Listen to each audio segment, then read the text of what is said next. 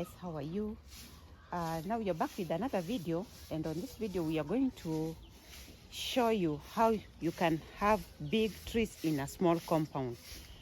So you know, on this channel we teach you about health matters, and we also teach you about a lifestyle. So today we are going to talk about the big trees. We've already brought you about the containers, but today we are going to bring about to you about the big trees. So the owner of the small compound can come and show you what tree this is and explain everything. So this is a young loquat tree. Many of us are just used to seeing the loquat fruit. So this is how it begins. Now you can show them the big tree, which is flowering, and there are some loquat seeds, which are fruits, which are nearing their end. Yeah, so that is how the loquat tree looks like. And so these seeds, the fruits, they fall down and they germinate. So this is one which has germinated, and we'll just leave it there to grow to maturity. Okay, so I know the lugas are usually tart. Yes, yes. Yeah, that's when now we bring in something like cucumber when you're making the juice, or the watermelon, because they can really give you acid reflux. Yeah. And the tartness also is determined also by the soil and the weather conditions. Like this time, these ones were very sweet. They are normally very tart. But it's like there was a first flowering which didn't do well. But now I can see, as you can see, there are a lot of flowers, and I think we are going to have very many of them. All over the tree you can see the flowering. You can see flowers all over. So we are going to have more. Next to it we have the avocado tree. This avocado tree. It's yet to seed. It's still growing. How old is it? Maybe 3 years or so. Okay. But the leaves have their own benefits, and that's a topic for another day. Okay. Even as it grows, you can still use the leaves to make tea, which has a number of benefits. Yeah, good for high blood pressure, your heart disease, cholesterol. So by the way, if you've not watched our videos on mango leaves, you need to go and watch how we made the tea. So as you can see, we have the banana plants here. She also plants a few bananas here in a very small space. She has squeezed in and put some bananas. And you remember very well we did the banana leaf tea. You need to go and see that video. You won't believe how these banana leaves are good for you, your high blood pressure, for your digestion, good for the gut. You won't even believe. So she also has banana. There you can see a banana that is growing up so well. So she can also explain about the bananas herself. Yeah, so you don't need much space to grow your bananas. It's all about utilizing the available space. So here you can see bananas. We have quite a number of them. On the ground you can see the suckers. And then you can also see here an avocado tree, which is quite tall because they are competing with the bananas. So it's just about to start fruiting. It's like 7 years. It's not a grafted one, and so we are patiently waiting for it to start producing the fruits which are original, not grafted.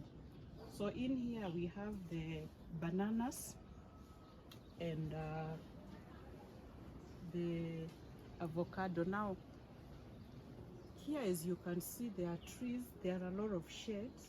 There's a big shed here, and so it's not advisable to put container here because they will not do well.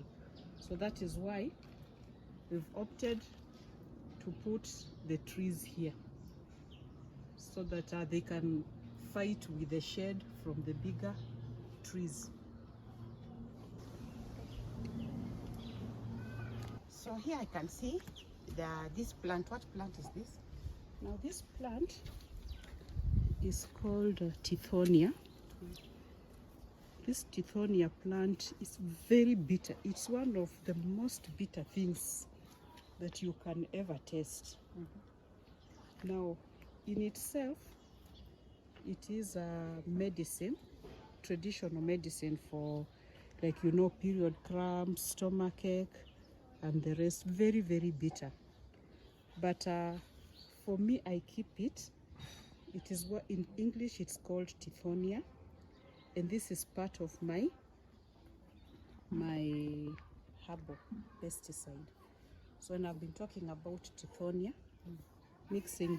blending Tithonia and aloe vera and neem, this is Tithonia. Yeah. It has big yellow flowers, very, very bitter.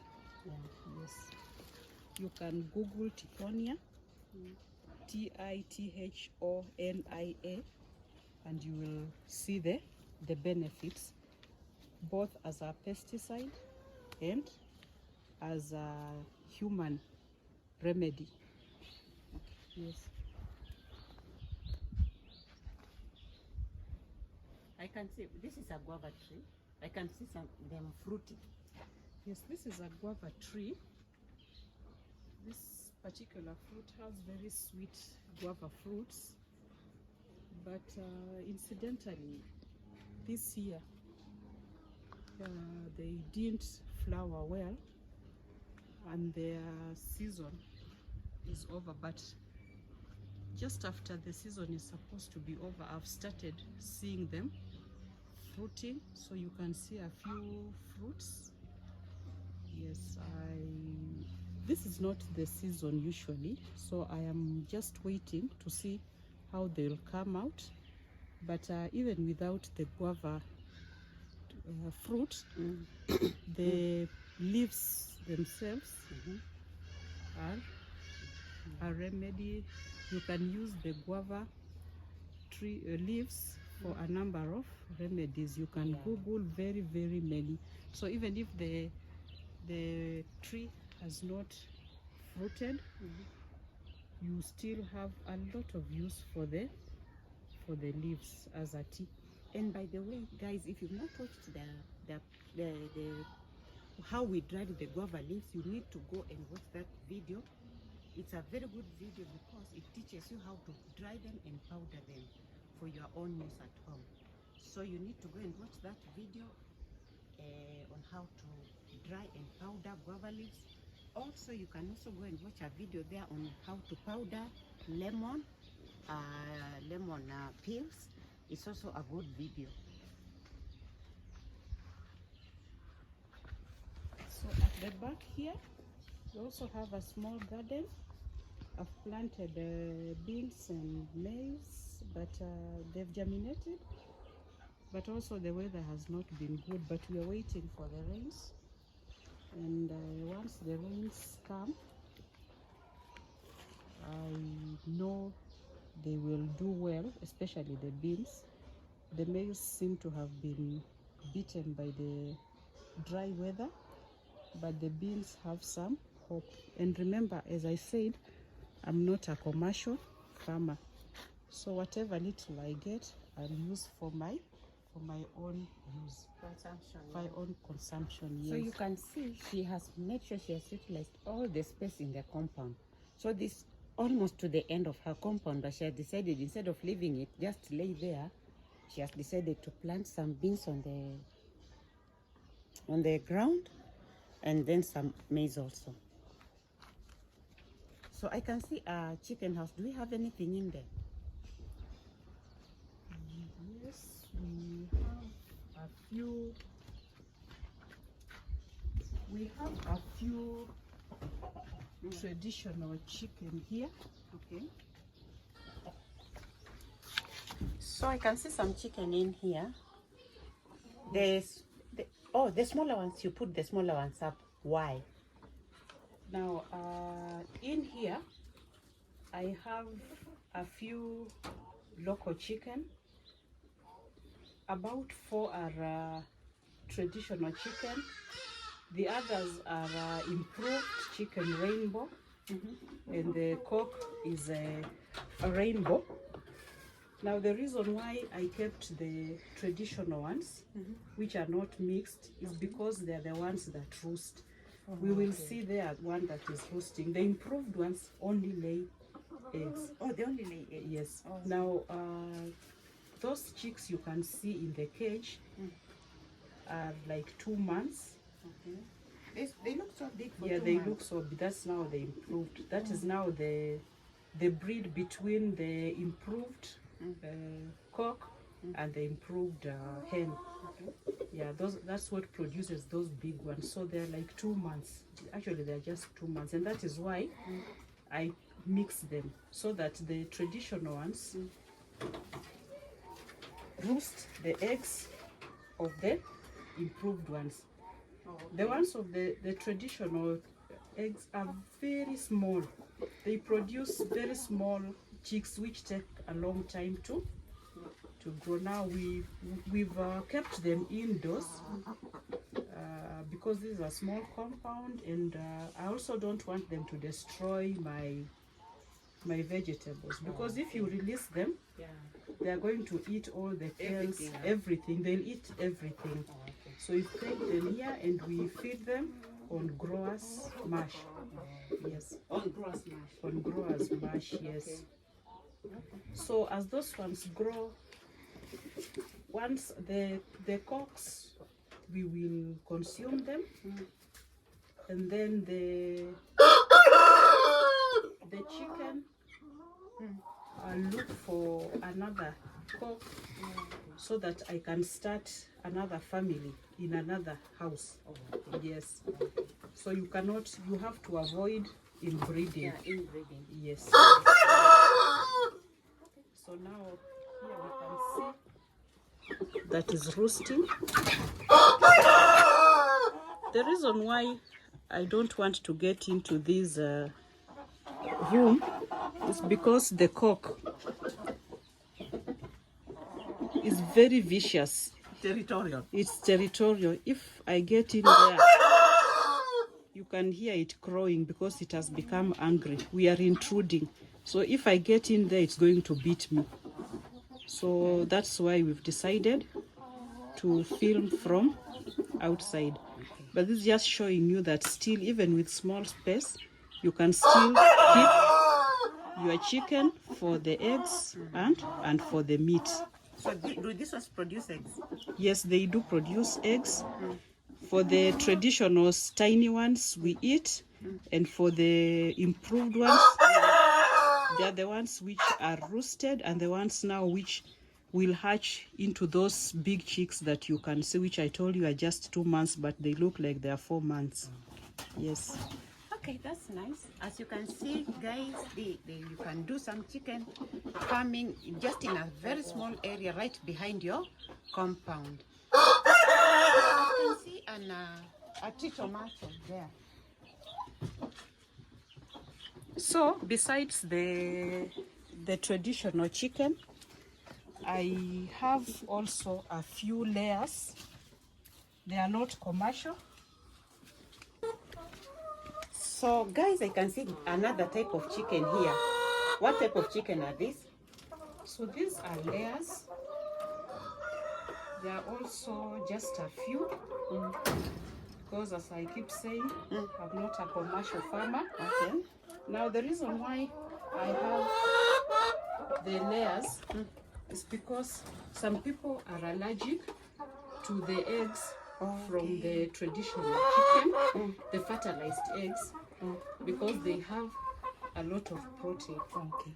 So these ones' eggs have less protein. So these are just for consumption also. They're just a few. Do they need a cock? No, they don't. Okay. They don't need that. They just Yeah, that's why they are called layers. They just lay. for as how long long? as, for they can go like for maybe the maximum is 18 months if you are a commercial farmer. Yes. No, okay. Then after that, doesn't make economic sense to keeping them. Okay. But now because I'm just for domestic consumption, Yeah. I'll keep them. Once they stop, I will eat them. Oh, okay. And then maybe I can bring a few others again. Oh, okay. Yes. So what is this? So this is the manure from the chicken house. As you can see, it has a lot of sawdust in it. Now this is not ready for using as manure. Okay. It has to stay there. Like you can see, the one in the sack now has stayed there, and it's now ready as manure. If you use this one, which still has the sawdust, this is not good. In fact, it will burn. Oh, it's so strong. Yeah, it will burn the roots because the droppings are still wet. They have a lot of Toxins. not the acid. Okay, It's the nitrogen or whatever. Yeah. So it needs to dry, and you will see heaps of leaves in the compound. All these are what makes organic manure. All this is what makes organic manure. Yes. Okay. So now this is this one. This now is the neem. The neem tree. This now is the neem tree. And it almost looks like this. Yes. Yeah, but some change. It has some like some bubbles on So- the leaves. Yeah, so But this- this is flat. So this neem tree is also medicinal for both humans and animals, and especially the bark. The bark is what is boiled, and the leaves and also the roots. Yes. Okay. Yeah. So I know neem. It heals about 40 diseases. Yes, that is why in the vernacular it's called marubaine. Marubaine means 40.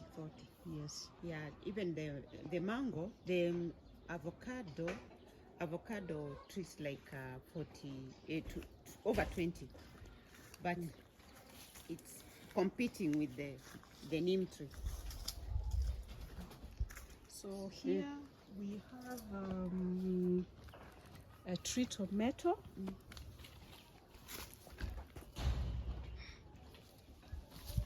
Here we have tree tomato. Not looking very nice because right now we are in the weather is unforgiving. Yeah. Yes, but once it starts raining, you know it's going to. We have a few small. I can see some. Yes, there are a few fruits there. They are quite small. One because you know it's struggling to even get water. Yeah. But once it rains, it's going to blossom, and the tree will continue. This tomato tree starts fruiting when it's still small, and it continues as it continues growing, and it will grow into a very big tree eventually. Yes, so it starts from down and it keeps on fruiting, and Going as up. it continues growing. Yes. Now guys, this is Amaranth. yeah. That is amaranth. Yeah. So this is amaranth, and guys, as you know, amaranth is very, very good for your digestive problems. It's very good for headaches. And as I promised, one of these fine days, I'm going to do a video and powder amaranth seeds so that we can mix in our flours as we cook. Like the other day, we made mango chapatis, so we'll also use amaranth one of these fine days. What is it? Yeah, this looks like a pumpkin. What is it? Now this I don't know whether it's a vegetable, I don't know how to call it, but this is known as coyote, depending on where you went to school, but it's spelled Chayote. Now you can Google it up. The fruit has spikes, and you may not even know what to do with that fruit, but it's very beneficial. It has many benefits. It's good for digestive purposes, for pressure, for weight loss, and because it comes out, it's tasteless. You wouldn't know what to do, so you can cook it even with your potatoes or what, or you can juice it together with your other fruits, or you can eat it raw, add it in your salads. It has some funny sweet taste. It's sweet something, not sweet to the end, but it can be eaten raw, it can be eaten cooked, you can juice it. It also has a lot of water. It has a lot of water, and when it starts fruiting, it fruits a lot, a lot. Like it will fruit from almost every node. There'll be a fruit. So once it's in season, all this will be fruits. We'll Google it and see how it looks like, but it's a very beneficial. And then I understand these leaves are also used to make mukimo, which is a traditional staple food for one of the tribes in our country. That is Irish potatoes and peas. Yes, and then this is what is mixed in to produce that green color. Apart from just the green color, it also has, it's nutritious, and even you can cook the leaves as a vegetable. Yes, so it is a very beneficial plant in whichever way you look at it. The fruit, all rounded, yes. I can see aloe vera there. Yeah, so this How many types of aloe vera do you have in this compound? Now there are like 3 or 4 types. Okay. You can see this one has very narrow blades. Let me not call them leaves. This one here is a bit wider than this, and you see this is a dark green and this is lighter green. We can see, we'll be able to see the other here.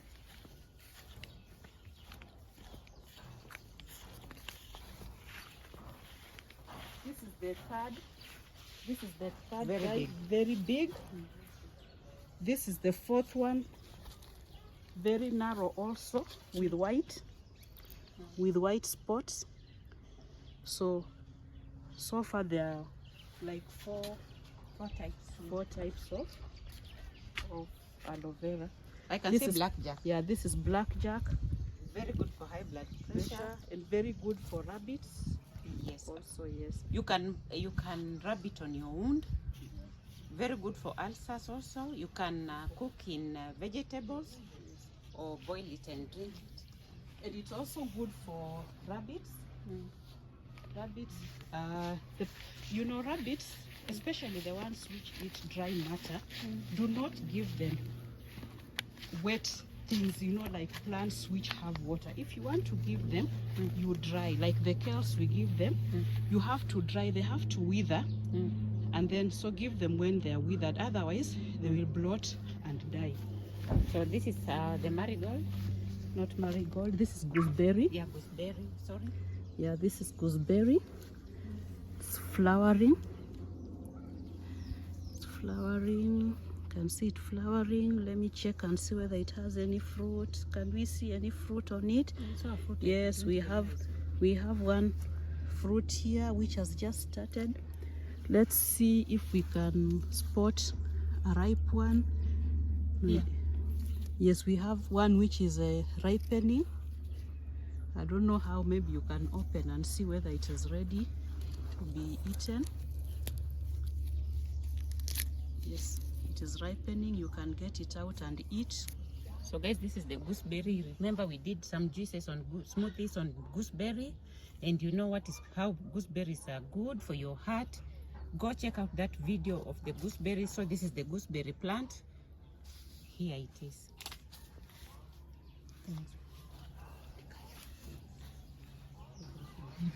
I can see a different purple here. What purple is this? I know what it is, but tell the viewers what it is. Now this is a male purple. So you must have a male purple so that the female ones are fertilized. Without the male purple, the flowers from the female one will keep dropping down. Now this male purple incidentally produces fruits also. Like you can see this is a purple. Now this purple is also edible. It is going to be big. So you differentiate, you know, a male purple is like this. It has this long stalk and the fruits hang, unlike the female ones where the fruits start from here. So once it is big, you can actually eat it. And something else, the purple, apart from the fruits, the purple leaves have a lot of medicinal benefits, including for malaria, for coughs. You can also check out on the benefits of dengue fever. The benefits of purple leaves. Yes, so the whole tree, whether it has the fruit or not, it's still beneficial because you will use the leaves for all those other medicinal purposes. And this dry leaf, if you take this dry leaf and you add with Nestle, what is called? The what is that name called? What? It's good for cough. Or it's good for cough. What we do, you take them when they've dried like this, and then you burn. You burn with the stinking. With the stinking, it's called stinking what? Stinking nettle. Nettle, yeah. Then the ash now you lick. Yeah, you put in some little salt. For that persistent cough, that cough that just doesn't go. The sore throat part of it. Yes. Yeah. So those are traditional remedies. And then it also cleans your stomach. Yes. Intestines. Yeah. So for those people who've just bumped on this channel for the first time, thank you so much. I promised you I was going to bring more gardens, and here I brought you more gardens. And as you can see, you can do backyard farming with trees and in containers. And for those people who have been with us since we started, thank you so much. Put a thumbs up, like, subscribe, share, and you can even put a comment below and ask some questions. We can link you to the farmer and she'll be able to help you. Thank you so much, and see you on the next one. Bye.